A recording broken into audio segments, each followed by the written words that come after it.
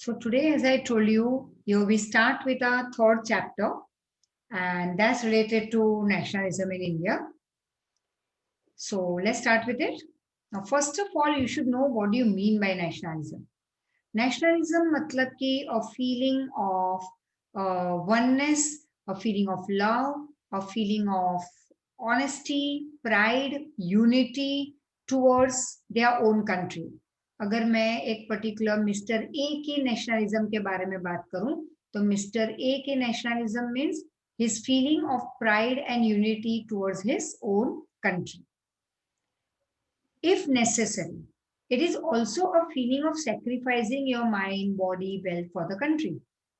जब लोग पुरान जैसे कि हम आगे देखेंगे इस चैप्टर में नेशनलिस्टिक फीलिंग कैसे हमारे लोग उस जमाने में they were ready to give their life, they were ready to give away their all the wealth for the country's freedom.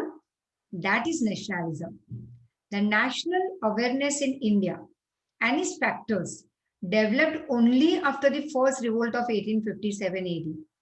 अब ये अवेयरनेस कब आई इंडिया में कंट्री को फ्रीडम दिलवाने की या ये प्राइड एंड यूनिटी वाली जो एक नेशनलिस्टिक फीलिंग है वो अवेयरनेस इंडिया में कब और कैसे आई और कब मतलब कि when did it take place when did it develop वो जागृति वो एक समझ एक अवेयरनेस कि भाई हमारे देश को हमें बचाना है from the hands of britishers we have to achieve freedom for our people हमें फाइट करना होगा हमारे फ्रीडम के लिए तो ये कंट्री के प्रति जो एक प्यार and Ekta that is unity pride ये सब awareness I and all this developed but only after 1857 revolt 1857 में रिवोल्ट हुआ हमने देखा भी था एक चैप्टर में it was a great revolt for the freedom of a country but it was not successful अब ये क्यों इसे सक्सेस नहीं मिला the only reason was कि एक इंडिया को फ्रीडम दिलवाना था लेकिन अलग अलग अलग एरिया से अलग अलग लोग आ रहे थे जैसे एमपी के अलग लोग फाइट कर रहे थे अंदर अ पर्टिकुलर लीडर नॉर्थ में कोई अलग लीडर के अंदर लोग निकल पड़े रिवोल्ट करने पंजाब में कहीं और कोई और लीडर के अंदर कोई रिवोल्ट करने निकल पड़ा साउथ में कोई और तो ऑल वो fighting not as one for India freedom but they were fighting for their like अपने खुद के एरिया को बचाने सबके पास खुद के अलग अलग पर्सनल रीजन थे रिवोल्ट के जैसे फार्मर्स ने ज्वाइन क्यों किया क्योंकि उनकी जमीन ले ली थी ब्रिटिशर ने तो उनको लगा चलो हम रिवोल्ट में ज्वाइन हो लेते हैं तो हमारी जमीन शायद मिल जाए अगर हम रिवोल्ट जीत लेते हैं तो झांसी रानी ने ज्वाइन किया था revolt started the revolt because Jhansi उनके हाथ से जा रहा था और गवर्नमेंट ब्रिटिशर की एक उन्होंने ऑर्डर पास किया था कि जिनके खुद का बच्चा नहीं होगा बेटा नहीं होगा तो उनका वो पूरा किंगडम उनका राज्य हो जाएगा ब्रिटिशर का तो अपने झांसी को बचाने झांसी रानी निकल पड़ी थी रिवोल्ट करने तो वैसे हर एक राजा महाराजा रानियों के पास खुद का पर्सनल रीजन था रिवोल्ट ज्वाइन करना लेकिन कोई भी एक साथ मिलके पूरे इंडिया को बचाने की कोशिश नहीं कर रहा था so that awareness and everything came after 1857 revolt लोगों को पता चल गया कहाँ कहाँ पे हमने भूल की है अच्छा रिवोल्ट स्टार्ट होने वाला था से after 10 days but it started 10 days before तो तैयारियां कम थी ब्रिटिशर को सब पता चल चुका था they had the latest weapons we didn't have so many reasons were there which we had already done in detail now the origin of modern nationalism was first seen in Europe अब nationalism हम India की बात कर रहे हैं लेकिन यहाँ पे हम देखते हैं कि ये नेशनलिस्टिक फीलिंग मॉडर्न नेशनलिज्म ये सबसे पहले कहाँ पे दिखाई दिया तो यूरोप में वेरियस फैक्टर्स सच एज जागृति मतलब awareness new awakening religious reform American and French revolution union और unity of Italy and Germany played a great role in spreading the nationalism in Europe अब यूरोप में क्यों इतना फैल चुका था नेशनलिज्म खुद के देश के प्रति प्रेम एंड ऑल दिस थिंग कि हर एक कंट्री ने कहीं ना कहीं दूसरी कंट्री के रिवॉल्यूशन को देखा वहां पे उन्होंने यूनिटी देखी वहां पे न्यू अवेकनिंग देखी बहुत सारे रीजंस हैं जिसकी वजह से हम कह सकते हैं कि सबसे पहले एक नेशनलिस्टिक फीलिंग कहाँ पे आई यूरोप में, right. There was British rule in India, और हमारे यहाँ तो ब्रिटिशर रूल करते थे. As a result of acquaintance with the britishers, changes were seen in the Indian political, social, religious and economic fronts. अब ब्रिटिशर के साथ रहते रहते कहीं ना कहीं हमने देखा कि इंडिया के हर एक फील्ड में हमने बदलाव देखा. धर्म में बदलाव, सोसाइटी में बदलाव, पॉलिटिक्स में, बिजनेस में, फ्रंट मतलब फील्ड. तो इंडिया के हर एक फील्ड में हमने बदलाव देखा under the rule of britishers. Various factors creating modern nationalism started. It arose in India. अब जब ब्रिटिशर हमारे यहाँ रह रहे थे, उनके यहाँ ऑलरेडी ये अवेयरनेस आ चुकी थी, तो नेचुरली उनके साथ रहते रहते कहीं पे हमें भी ये लगने लगा that this nationalistic feeling should be created in our country too. एक अवेयरनेस यहाँ पे भी आनी चाहिए, तब जाके लोग एक होंगे और अपने देश को बचाने के लिए कुछ करेंगे, राइट. देश प्रेम होना चाहिए, नहीं कि अपने एरिया के लिए प्रेम. एक बिग स्केल पे fight for your country rather than for your own area. We felt the need of our own rule in our country. और फिर एक अवेयरनेस आई कि हमें हमारी कंट्री में खुद का हमें रूल करना चाहिए, स्वराज्य, self rule. This thought spread in the mind of the educated and intelligent people during the British rule in India. और जब ब्रिटिशर यहाँ पे रूल कर रहे थे, तो हमारे यहाँ के जो पढ़े लिखे और इंटेलिजेंट लोग थे, उनमें एक सोच फैलने लगी कि भाई हमें सेल्फ रूल हमारी कंट्री में होना चाहिए, नहीं कि ब्रिटिशर का rule, right. And the feeling of national unity arose in the mind of people of India. फिर तो यूनिटी की एक फीलिंग आ गई हमारे लोगों में, पूरे इंडिया में. Let's study about the various factors that led to the rise of this love and feeling of nationalism in India for their own country. Let's see, मतलब ऐसे कौन से फैक्टर्स थे, ऐसे कौन से रीजंस थे जिसकी वजह से पूरे इंडिया में एक जागृति फैल गई, एक अवेयरनेस आ गई कि भाई हमें हमारी कंट्री के लिए लड़ना है, हमें फ्रीडम दिलवाना है, हमें खुद को रूल करना है हमारी कंट्री को, राइट. तो ये नेशनलिस्टिक फीलिंग क्यों आई हमारी कंट्री में under the British rule? Let's see. First, politics. तो ये तुम्हें लर्न करना है फॉर डिटेल आंसर कि एक पॉलिटिकल रीजन है. Before the British rule in India, our country lacked political unity. मतलब ब्रिटिशर यहाँ पे आए रूल करने, उसके पहले तो यहाँ पे पॉलिटिक्स में यूनिटी नहीं थी, क्योंकि हर एक राजा महाराजाओं के अलग अलग अपने अपने राज्य, हर एक अपने राज्य में इंटरेस्टेड. एक राजा के 100 ऑर्डर्स, वही बन गया रूल उसके किंगडम के लोगों के लिए जिस पे वो राज करते. तो पॉलिटिक्स अलग थी, था इंडिया एक, लेकिन हजारों राजा के हजारों अलग अलग rules and regulation and laws and orders and acts that were pass in his own region, in his own kingdom. तो पहले तो एकता की एक अवेयरनेस क्रिएट करनी थी, फिर पॉलिटिकल यूनिटी होनी चाहिए, वो नहीं थी हमारी कंट्री में, right. Before the Britishers came, India was divided into big and small states. पूरे इंडिया को तो डिवाइड किया गया था ये बड़े बड़े और छोटे छोटे राज्यों में. The Britishers had defeated many Kings and had established the rule all over India directly or indirectly. अब ब्रिटिशर ने तो बहुत सारे राजाओं को हराया, ये हमने देखा, जैसे Jhansi Rani and Raja Kunwar Singh and lot many kings and queens were defeated. Britisher ने कहीं ना कहीं लाइक डेलहाउसी आए and lot many, you can say there were hundreds of such governor general who came to India one after the other. एक के बाद एक आते, दूसरे चले जाते, तीसरे आते तो पहले वाले चले जाते इंग्लैंड, फिर नए को भेजते, पुराने वाले को बुला लेते. दैट वाज देयर सिस्टम कि पूरे 200 साल 100 साल नहीं, लेकिन 4-5 साल एक गवर्नर जनरल आया, से डेलहाउसी, उनके जाने के बाद विलियम एग्जाम्पल कि उसके पहले शायद विलियम हेस्टिंग थे, उनके पहले शायद कोई और था.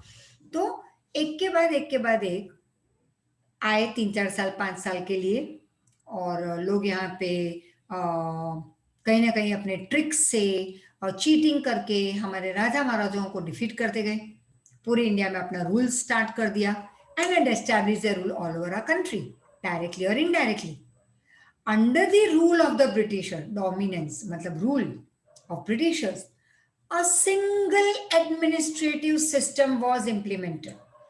अगर मैं कहूं कि तुम लोगों को मैं पढ़ाऊं से ये प्री रिकॉर्डेड वीडियो और जूम दोनों में, किसी और को मैं पढ़ाऊं सिर्फ जूम में, किसी और को मैं पढ़ाऊं तो सिर्फ 15-20 मिनट, किसी को मैं 1.5 घंटा, किसी को 1 घंटा, किसी को आधा घंटा। तो अलग अलग बैच में और अलग अलग स्टैंडर्ड में अगर ये मैं करूं तो क्लास में प्रॉब्लम आएगी and parents will come and fight, they will revolt. Why? क्योंकि एक सिस्टम नहीं है, मतलब लॉस आ रहा है। सेम थिंग हैपन कि पूरे इंडिया में एक सिंगल पैटर्न नहीं थी, अलग अलग राजा महाराजाओं के अलग अलग पैटर्न। तो जब ब्रिटिशर आए पूरे इंडिया को डायरेक्टली इनडायरेक्टली रूल करने लगे, तो under their rule, under their dominance एक सिंगल पॉलिटिकल सिस्टम लेके आए वो, that is called uniform. School का यूनिफॉर्म होता है ना, मतलब सबका सेम ड्रेस, वैसे all over India same ruling system was implemented, was started. Overall experience of British rule was not good. Overall अलग अलग नहीं है, इसको साथ में लिखेंगे। ओवरऑल एक्सपीरियंस मतलब ओवरऑल मतलब पूरे देखो, तो ओवरऑल हम देखते हैं तो हमारे लोग खुश तो थे नहीं ब्रिटिश रूल से उनका, और overall experience of British rule हमारे लिए कुछ अच्छा था नहीं, was not conducive, was not good. Beside, means it was not advantageous. Beside, there were many other reasons that led to fight against the British rule. बहुत सारे reasons थे कि हमने क्यों उनके अगेंस्ट रिवोल्ट किया। Slowly, this protest turned into anger, that is aggression, and became more powerful. फिर धीरे धीरे धीरे ये यहाँ पे सोच में था, फिर धीरे धीरे धीरे फाइट में बदल गया वो। we became powerful, we started going against them, revolting openly against the Britishers. And then we got many able leaders also like Gandhiji, Lokmanya Tilak, there is Lal Bal Pal, right? अब और एक reason, तो पहला था politics, दूसरा आया economic reason. India was destroyed due to economic policy of the britisher. पूरे India को डिस्ट्रॉय करके रख दिया था ब्रिटिशर ने। उनकी पॉलिसी बिजनेस की कुछ ऐसी थी कि इंडिया को डिस्ट्रॉय करते गए। हमारा जो handloom, handmade, homemade, cottage industry, small scale industry, सब कुछ, वीविंग डिपार्टमेंट, हैंड वीविंग, सब कुछ उन्हें डिस्ट्रॉय कर लिया अपने स्वार्थ के लिए, खुद को पैसा वाला बनाने के लिए। The britishers took the raw material from India to England. ये तो तुम्हें पता ही है कि हमारा रॉ मटेरियल उठा के ले गए अपनी कंट्री में। अब वहां पे तो ऑलरेडी मशीन बन चुकी थी, फैक्ट्रीज थी। सबसे पहले इंग्लैंड में आया इंडस्ट्रियल रिवॉल्यूशन, सबसे पहले फैक्ट्री वहां पे बनी, सबसे पहले मशीनें वहां पे लगी। तो कॉटन मिल पहले वहां पे स्टार्ट हुई थी। तो रॉ मटेरियल इंडिया से इंग्लैंड ले गए जब वो हमें रूल कर रहे थे। फिर वहां से मैन्युफैक्चर गुड यहाँ पे ले आते, फिनिश प्रोडक्ट हम ही को सेल करते हैं हमारे मार्केट में हाई प्राइस में। तो ये बहुत ही, मतलब हमारा जब मटेरियल वहां जाता तो उनके लिए नो टैक्स, हमारा ही मटेरियल यूज करके फिनिश प्रोडक्ट बन के यहाँ पे ले आते तो हम पे टैक्स लगाते, प्लस हमें महंगा बेचते। The duty on the finish product that is manufactured good that came to India from England was negligible. हम पे ड्यूटी लगाते, उनके प्रोडक्ट पे no duty. While the commodities manufactured in India had to pay more duty. वो बनाए manufacture good England में और हमें बेचे तो नो टैक्स। हम हमारी कंट्री में बना के खुद को बेचे तो टैक्स लगाना, एंड दस the Indian goods became expensive. तो नेचुरली वो खुद के हमारे रॉ मटेरियल से बनाए हुए प्रोडक्ट जब वापस यहाँ पे बना के ले आते और हमारी मार्केट में बेचते, तो नेचुरली वो प्रोडक्ट पे नो ड्यूटी, लेकिन इंडिया में बने गुड्स मार्केट में बिकते तो मोर ड्यूटी, तो हमारा महंगा हो गया, उनका सस्ता हुआ। अब लोग ज्यादातर नेचुरली उन्हीं के प्रोडक्ट खरीदने लगते क्योंकि हमारा वाला महंगा लगता था हमारे लोगों को। Goods manufactured in England could be sold at low price in India. In this cutthroat competition, severe competition, the handicraft and cottage industries of India could not sustain themselves, खुद को जिंदा नहीं रख पाए। हमारी cottage industry, handicraft industry could not live, keep themselves on their feet, right? It could not sustain themselves. वो खुद को खड़ा नहीं रख पाए, खुद को जिंदा नहीं रख पाए, और हैंडीक्राफ्ट और कॉटेज इंडस्ट्री डिस्ट्रॉय होने लगी। एज अ रिजल्ट आर्टिसंस, मतलब जो स्किल लोग थे, जैसे कि हैंड वीविंग करना सबको नहीं आता, स्किल लोग थे, pottery, painting and mirror work कपड़ों पे, बहुत सारी चीजें, ऐसे आर्टिसंस क्लास बिकेम अनएम्प्लॉयड। अब उनके पास काम ही नहीं था, गरीबी और बढ़ गई। The British policy was to make England rich, that is prosperous, at the cost of Indian prosperity. हमारी इंडिया की प्रोस्पेरिटी को जीरो जीरो करके हमें गरीब बना के इंग्लैंड को खुद को प्रोस्परस बनना था, पैसा वाला बनना था। एंड दस नेशनल अवेयरनेस, अब लोगों की आंखें खुली, तो एक जागृति फैली, एक अवेयरनेस हुई हमारी कंट्री में, which arose in the people of India. Transportation and telecommunication, अब ये भी एक रीजन है जिसकी वजह से हमने रिवोल्ट किया, अवेयरनेस जागी हम में। द रेलवे टेलीग्राफ पोस्ट, अब टेलीग्राफ तो अब है नहीं, टेलीग्राम जो भेजते थे पहले के जमाने में, पोस्ट लैंड, कॉमा आएगा यहाँ पे पोस्ट के बाद, लैंड एंड वाटर रूट, मतलब देखो railway is transport, land transport, water transportation, telegraph is telecommunication, post मतलब लेटर, पोस्ट ऑफिस वाला, टेलीकम्युनिकेशन। तो ये सारी चीजें etcetera were developed in India for military, economic and political reason. अभी मिलिट्री के लिए, पॉलिटिकल रीजन के लिए, इकोनॉमिक मतलब बिजनेस के लिए, ये सारी चीजें डेवलप होने लगी by britishers in our country when they were living over here. तो फिर से उन्होंने खुद के स्वार्थ के लिए ये सब डेवलप किया हमारी कंट्री में। Still it has some advantages for Indian. अब देखो ब्रिटिश ने किया किसके लिए? खुद के लिए, क्योंकि उनको लगा अब तो इंडिया में हमेशा हमारा दूसरा घर बन गया है, हम तो यहीं पे जिएंगे हजारों साल तक, इंडिया हमारा है, कौन हमें यहाँ से भगाएगा, यहाँ पे तो यूनिटी है नहीं लोगों में और पढ़े लिखे है नहीं, तो इनको तो हम आसानी से रूल करेंगे 1000 2000 5000 साल तक, मतलब कि ये दूसरा इंग्लैंड ही बना देते हैं हम, चलो। तो ऐसे करते करते उन्होंने इंग्लैंड को, इंडिया को दूसरा इंग्लैंड बनाने की कोशिश की। तो धीरे धीरे धीरे एक एक चीज लेके आने लगे, रेलवे लेके आए, telegram, post office, land route, water route मतलब सी रूट, ये सब डेवलप होने लगा इंडिया में, पोर्ट डेवलप होने लगे, पॉलिटिक्स डेवलप होने, और ये सब उन्होंने किया खुद के पॉलिटिक्स के लिए, खुद के बिजनेस के लिए, खुद का सामान यहाँ से वहां भेजने के लिए, मिलिट्री को वहां से यहाँ और यहाँ से वहां करने के लिए उन्होंने रेलवे को ज्यादा बेहतर बनाया। और रेलवे इसलिए भी बेहतर बनाया कि अगर हमारे नॉर्थ इंडिया में बड़ा रिवोल्ट हो जाए और वहां पे ज्यादा ब्रिटिशर या ब्रिटिश पुलिस नहीं है, तो रेलवे होगी तो साउथ से वो स्पीड में मंगवा सकते हैं थ्रू रेलवे, कि भाई थोड़ी मिलिट्री यहाँ पे भेज दो। तो एडवांटेज हमारे लिए तो डिसएडवांटेज हुआ, लेकिन कहीं पे एडवांटेजेस हमने देख लिया। So still it has some advantages for Indians. Due to speedy development of these facilities, people came closer to each other. अब रेलवे में क्या हुआ? रेलवे में अलाउड तो सब थे, हम भी अलाउड थे आने जाने के लिए। तो हुआ क्या कि उनके लोग, या जब उनके लोग तो ट्रैवल करते हैं, हमारे लोग भी ट्रैवल करने लगे, east to west and north to south and south to north and west to east and mid of the country, and अलग अलग स्टेट के लोग यहाँ वहाँ कुछ ना कुछ काम से रेलवे का यूज करने लगे। वहां पे just for example overnight journey, north वाला आदमी साउथ वाले को मिला, या ईस्ट वाले को या वेस्ट वाले को, मतलब महाराष्ट्र में रहने वाला आदमी कहीं पे यूपी वाले को मिला ट्रेन में, ओवरनाइट जर्नी करते करते फ्रेंडशिप हो गई, बात करने लगे, और फिर कहा कि अरे यार ये ब्रिटिश के रूल में बहुत तकलीफ है हमारे एरिया में। दूसरे ने कहा अरे बाप रे ये तो हमारे यहाँ भी है। पता चला बात करते करते कि ये तो पूरे इंडिया में ये हो रहा है। तो एक दूसरे की जान पहचान हुई, कम्युनिकेशन बढ़ा आगे जाके थ्रू टेली कम्युनिकेशन, कि हम यहाँ पे रहते हैं, तुम कहाँ पे रहते हो, एड्रेस एक दूसरे का लिख लिया, आगे जाके कम्युनिकेशन बढ़ गया उनका। और east west north south mid of India हर एक स्टेट इस तरह से ट्रांसपोर्टेशन और कम्युनिकेशन की वजह से कांटेक्ट में आने लगे। दूर दूर रहने वाले लोग लेकिन कम्युनिकेशन करते हुए through telegraph and post and all एक दूसरे के कांटेक्ट में रहने लगे और प्लान्स बनने लगे against britishers, right? So people started coming close to each other. The mobility, that is a movement of artist and business class increase. फिर तो लोग यहाँ वहाँ, मतलब अगर हमारे यहाँ नौकरी नहीं है तो चलो कोई और स्टेट में चले जाते हैं।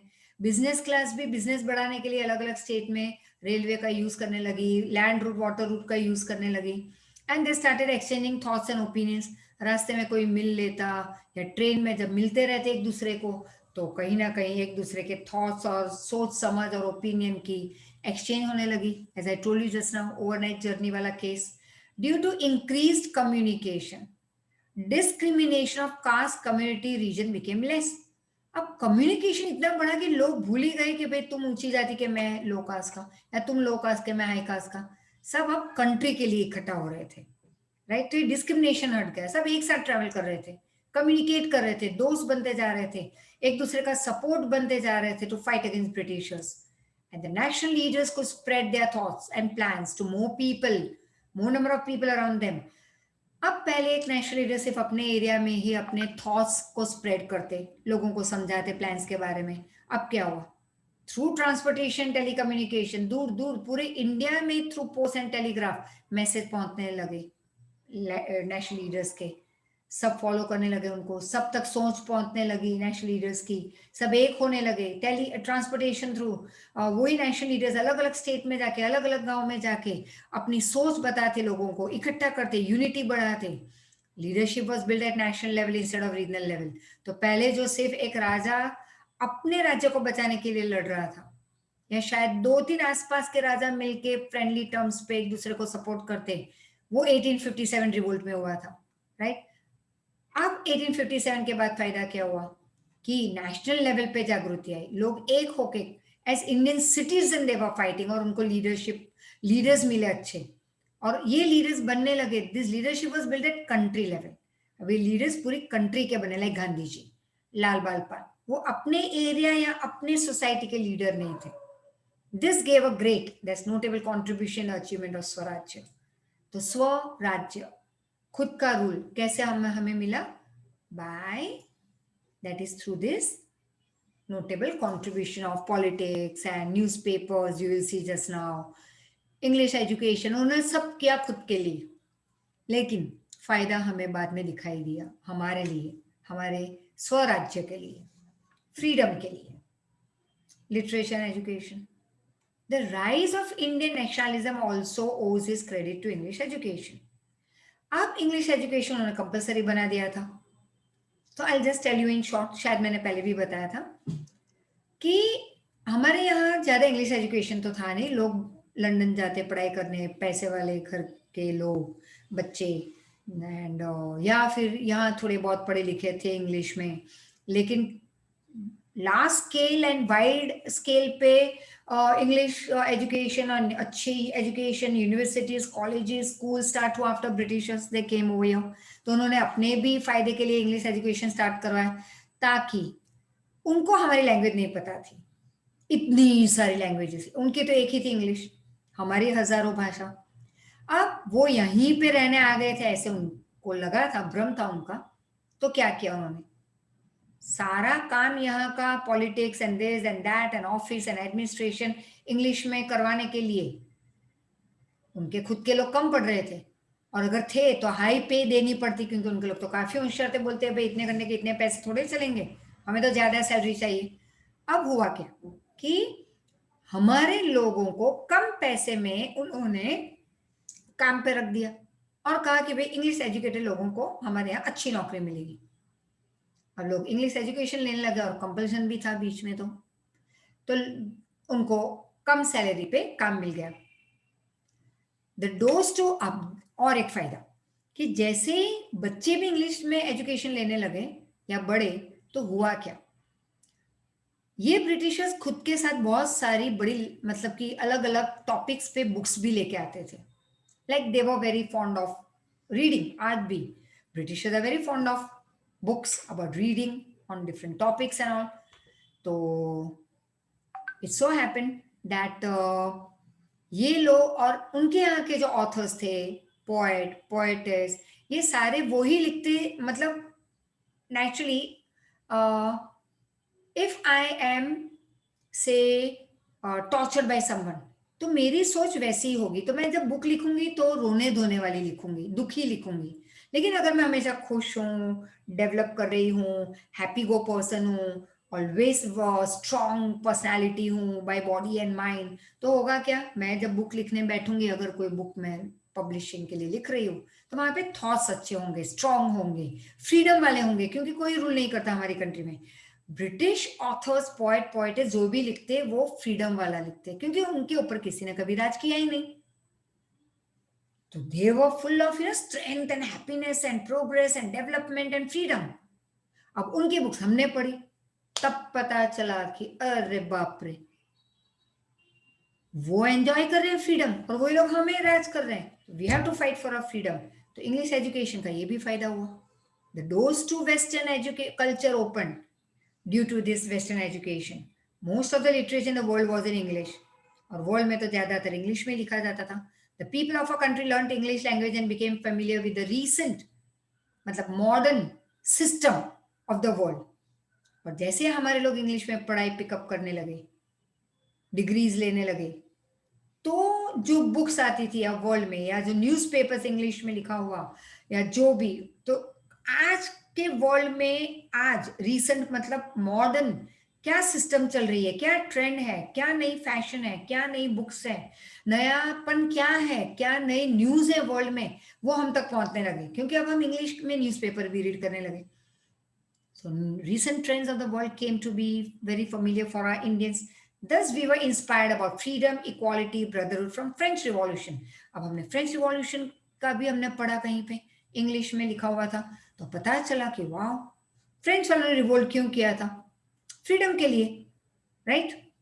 And about democracy from European freedom movement. और यूरोप में कई लोगों ने फ्रीडम मूवमेंट की थी, डेमोक्रेसी के लिए, फ्रीडम के लिए. तो ये सब इंग्लिश में रीड करके पता चला that we have to fight for our freedom. And faith in oneself increased. अब लोगों में खुद में विश्वास बढ़ने लगा. And people started imagining about a bright future for India. और फिर लोग सपना देखने लगे कि भाई हमारे इंडिया का ब्राइट फ्यूचर है, बन सकता है अगर हम एक हो. Love for one's country and unity. Various novels, acts, stories, poems, songs, etc. were written in our regional language. This written literature gave the message of national unity and devotion. अब कई लोग ऐसे भी थे जिनको इंग्लिश नहीं आती थी, तो जिन्होंने इंग्लिश में ये सब रीड किया, they also started now, उनमें अवेयरनेस आ गई, जो इंग्लिश एजुकेटेड थे हमारे इंडियन, उन्होंने अपनी रीजनल लैंग्वेज में ऐसे stories, acts, novels, poem, songs etcetera लिखना स्टार्ट किया कि लोगों में जिनको जो रीजनल लैंग्वेज में बुक्स रीड करने लगे, जो थोड़े जिनको इंग्लिश नहीं आती थी, उन्होंने जब अपनी रीजनल लैंग्वेज में ऐसे फ्रीडम थॉट्स वाली नॉवेल्स पढ़ने लगे, सॉन्ग सुनने लगे, तो एक यूनिटी आ गई हमारी कंट्री में. This written literature give the message of national unity and devotion among the Indians. और एक है newspaper. Was English education advantageous or disadvantageous for the Indian? I would say advantageous. How? तो English education की वजह से ही तो ये newspaper English में जब पब्लिश होते तो हम रीड कर पाते. और जितनों ने, बहुत सारे लोगों ने इंग्लिश एजुकेशन पिकअप किया था, और ब्रिटिशर ने तो कंपल्सन भी बनाया था, तो वही इंग्लिश उनकी लाई हुई बुक्स, उनकी पब्लिश हुए न्यूज़पेपर्स हम जब रीड करने लगे तो पूरे वर्ल्ड की न्यूज़ हम तक आने लगी. तो हमने देखा पूरे वर्ल्ड में सब लोग एंजॉय कर रहे हैं फ्रीडम, फाइट कर रहे हैं फ्रीडम के लिए. फ्रेंच रिवॉल्यूशन, अमेरिकन रिवॉल्यूशन के बारे में उन्होंने बुक्स में पढ़ा, तो व्हाई कांट वी? और इस तरह से हमारे लोगों ने दूसरे इंडियंस को बूस्टअप किया, इंस्पायर किया. Let's see about newspapers. The newspaper made a vital, means very great contribution in spreading national awareness. National awareness में सबसे बढ़िया काम और बड़ा काम किया न्यूज़पेपर ने. Newspapers publish from Bengal, Mumbai, Madras and other areas criticized the policies of the Britishers and it awakened nationalistic feeling in the hearts of people.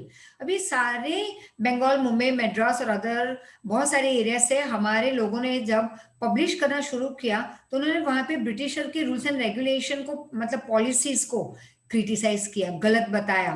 और ये जब हमारे लोगों तक पहुंचा, बंगाली में, गुजराती में, मराठी, इंग्लिश, हिंदी, अलग अलग रीजनल, हजारों रीजनल भाषा में जब ये न्यूज़पेपर और बुक्स लिखी गई, here we are talking of newspapers, तो लोगों ने रीड किया और एक एकता की फीलिंग आ गई, यूनिटी की फीलिंग आई, लव फॉर वंस कंट्री की फीलिंग आने लगी in the hearts of our Indians. How did newspaper make people aware about national unity and feeling of oneness? तो ये पूरा पैराग्राफ, ठीक है. और उसके पहले का एजुकेशन वाला, English education. And one more, हमारा जो मैग्निफिशेंट हेरिटेज है, जैसे ताजमहल, सीधी सैयदनी जाली, अडालतनी वाव, बहुत सारी चीजें, ये हमारा हेरिटेज है. So magnificent heritage of India. Ancient archaeologist Alexander Cunningham learned and his assistant did the spade works, good work and a very spade work, मतलब स्पेड तो पता है ना, जैसे कुल्हाड़ी और ये वो सब, और क्या कहते हैं उसको, पावड़ा कहते हैं उसको मराठी में, and all this things, spade it is called in English, जिससे हम मिट्टी निकालते हैं. तो दे वर आर्कियोलॉजिस्ट.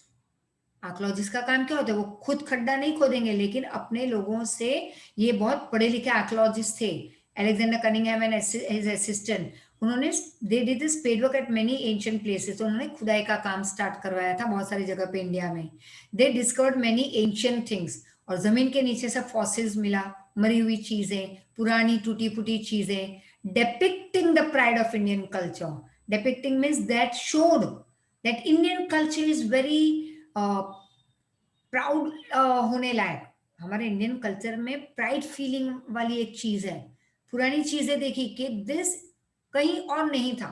ये सब जो उनको मिला, ये सारी चीजें सिर्फ इंडिया में ही बनती थी, जो उनको जमीन के नीचे से मिला था. Indian archaeologists like Bhagwan Lal Indraji also discovered many fossils and made Indian feel proud about our magnificent Indian culture. और हमारे इंडियन को एक प्राउड फीलिंग करवाई उन्होंने, भगवान लाल इंदिरा जी ने, दैट इंडिया आज ही नहीं इतना फेमस है, लेकिन हजारों साल पहले भी जो उन्होंने खुदाई करने के बाद जमीन के नीचे से जो मिला, पुराने बिल्डिंग्स टूटे फूटे हालत में, और ज्वेलरी बनाने के शेल्स होते थे, ज्वेलरी बना के जैसे छोटे मोटे factories you can call, machinery, बहुत सारी चीजें मिली, नेकलेसेस मिले अलग अलग डिजाइन के, और टॉयज मिले थे. तो ये एक प्राउड फीलिंग आती है हमें कि हमारा इंडियन कल्चर बहुत ही वास्ट और ब्यूटीफुल था, आज भी है, हमने संभाल के रखा हुआ है. And the scholars from the West also tried to find a lot of Indian culture and heritage. और जो वेस्ट यूरोपियन कंट्रीज से जो लोग आए स्कॉलर्स, उन्होंने भी हमारे इंडियन कल्चर हेरिटेज के बारे में पढ़ाई की, बुक्स लिखी. Indian scholars also connected with them in this search. और ये आर्कियोलॉजिकल सर्च में जमीन के नीचे खुदाई करके जो चीजों की पढ़ाई करते हैं ये लोग, उसको कहते हैं आर्कियोलॉजिस्ट. तो उनके साथ हमारे इंडियन स्कॉलर्स भी ज्वाइन हुए काम में. And many books are also written on in this on this research that they did. And on account of the literature, that is writing, and various research is done, there arose a feeling of unity and oneness among our country people. तो ये जो literature और various research हमने की है, उनकी वजह से एक फीलिंग स्टार्ट हुई हमारी कंट्री में of national oneness and unity. ठीक है. So for today we stop over here. यहाँ तक परफेक्टली लर्न कर लेना, परफेक्टली एकदम, चाहे वो एमसीक्यू हो, वन लाइन हो, कुछ भी हो, लेकिन यहाँ तक 6 पॉइंट तक ढूंढ के पेंसिल से मार्क कर लो नोट्स में एंड लर्न इट प्रॉपर्ली. उसके पहले फर्स्ट और सेकंड चैप्टर परफेक्ट कर लेना. एग्जाम में पहले वो है, बाद में थर्ड चैप्टर पिकअप करना. ठीक है, because that will be your for your next month test in January. So we meet for the next part. It's a very long chapter but very interesting. So we meet soon, right? Thank you so much. Take care.